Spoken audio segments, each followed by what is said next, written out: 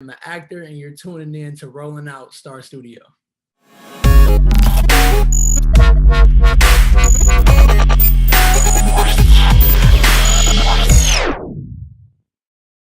What is going on, everybody? My name is Malik Brown, here for Rolling Out Star Studio in the Black.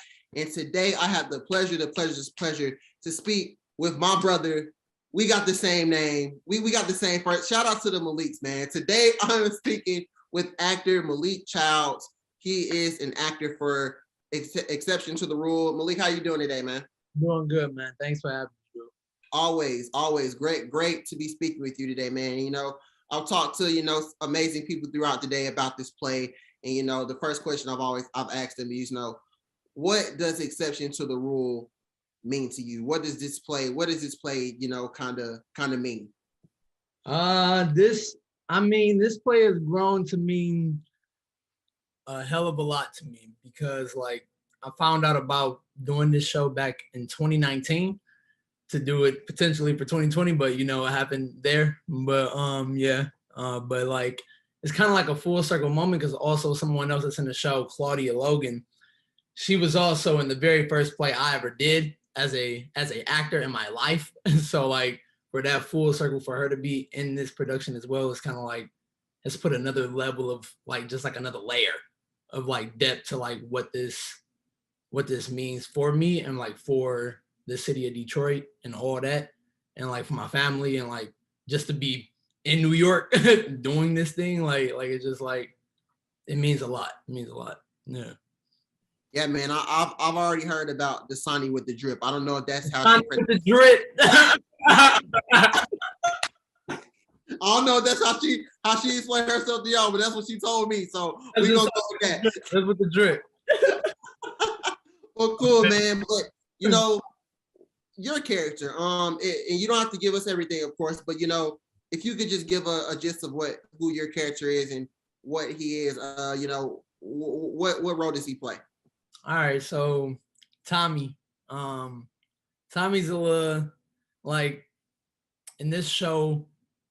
I say that Tommy is definitely a little brother figure, definitely that, the little bro that just want to be there, that want to be a part of the group, that want to just be there, provide for everybody, however he can, with laughter, with jokes, with just silly behavior, to be seen in that way. And I think that's his role in this show without giving away his background and everything like that. Definitely.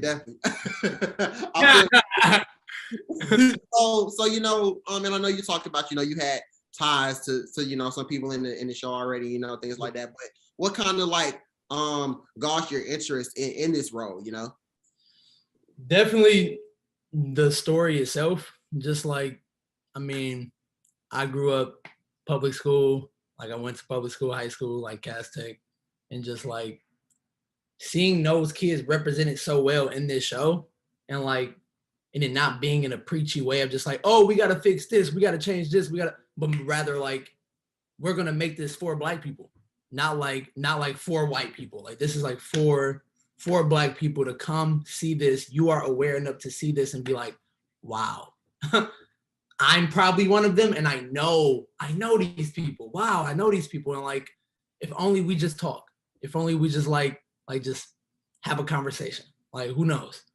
But right now, this is doing that, but we're not about to be sentimental and in our feelings about it. We're about to be this is our world. This is our world, and you if you judge us, that means it ain't your world. This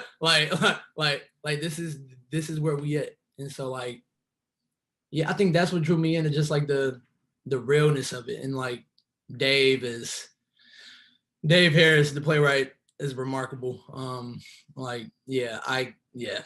He's now in LA doing Tambo and Bones. But just the depth that he brought to each character, the complexities of each and every one, you don't know them. You have to sit there and listen and really observe, because you can't tell off one moment who that person is or who that person is. You really have to sit there and put it all together. And yeah, it's just that's great, man. That's great. And you spoke on just being able for people to be relatable to something like this. You know, when you talk about Black representation in theater, why is it important to you? You know, you talk about, you know, that, and you know, I could be a person in the stands, you know, and I'm looking, I'm like, oh dang, like Malik really doing it, like he looked like me. You know, that's something I want to do. Just how important is Black representation in theater? I mean, I think it's very important. Like this, I mean, I can't really put it into words about how important it is. It's important, but I do feel that like in this whole industry of acting, that theater is making more like leeway with that, of just like strides with just the LGBTQ plus Black communities, like putting those voices out there, versus like we're still trying to get into that like film and like big scale, large scale. But I feel like it's important to like do this on the off Broadway scene, the Broadway scene, and not just like the same stories that we always see. Not like we don't need to be, we don't need to talk about the trauma in the way that we already know, like harping on that. Let's talk about the joy, the resilience, the humor, the depth. And that's what I feel like this show captures. It's not like, oh, sorry for me, like no, it's not that. It's like this is my life and I find joy within. And yes, yes, I need help, but like we often with Black shows and Black things like harp in that sadness, like in all, and like yes, that's a part of the story for sure. We can acknowledge that, but we don't have to live in that. We can make it about more than that. And so yeah, yeah. I feel like it's very important to like see this representation, but more so the type of story that it is as well. Definitely, man. And, you know, just being able to be around a Black cast, you know, with a Black, you know, director and things like that. How easier was it to tell these kind of stories? You know, where you know you guys kind of may have went through the same thing or things of that nature. How easier was it to connect with the people on stage with you?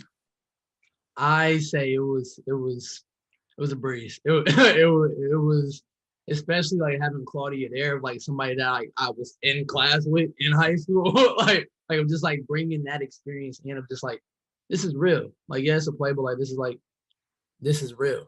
And so yeah, I think the meshing of everybody was very very easy. And then like we had a little kickback, very COVID friendly kickback, and like just like got to know each other. And then like after that one session of just like talking outside of like the rehearsal studio, the next run was just like pow, pow, pow, pow, pow, and just like wow, like we got a fire, and we know how to fuel it and maintain it. And so like yeah, I feel like we're still at the beginning of like what this is gonna be like as far as chemistry, and like to see where the chemistry is at already is wild. Yeah.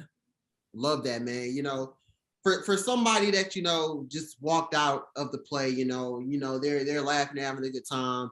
What is the one thing that you would want them to get from this play at the end of it all? Hmm. Hmm. Hmm. Hmm.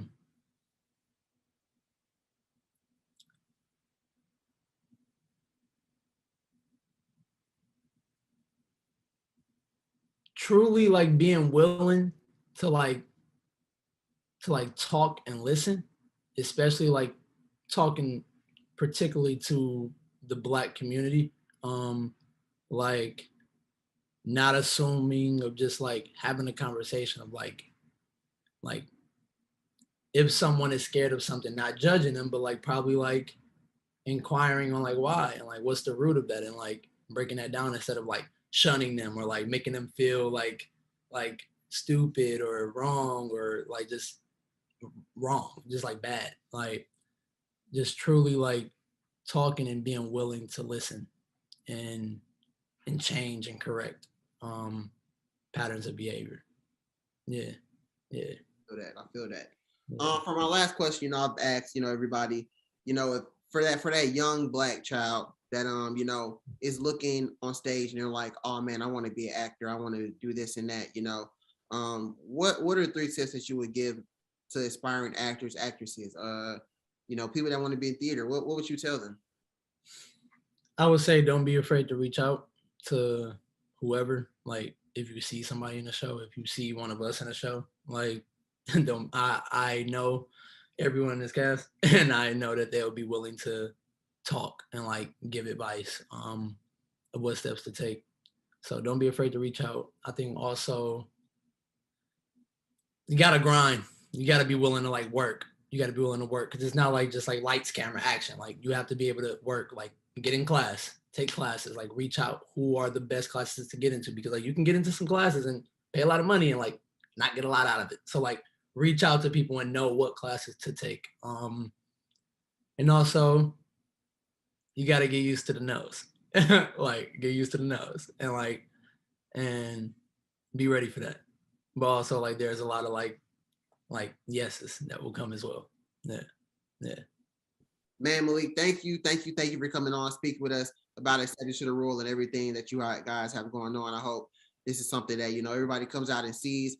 But for the people that don't know how to get access, let the people know where they can find tickets. When you guys are starting and things of that nature. You can definitely find tickets on roundabout.org. You can also find tickets on my Instagram page, Malik E. Childs, link in my bio. But yeah, Roundabout, Google it, click on the link, accept to the rule, tickets $30. Come on through. Definitely, man. Malik, thank you again for coming on, speaking with us, man. Like I said, major blessings to you guys. Continue to shine, do amazing things, and man, this is great. Everybody, this is Rolling Out, Star Studio in the Black with Malik Brown, my special guest Malik Childs, and we are out.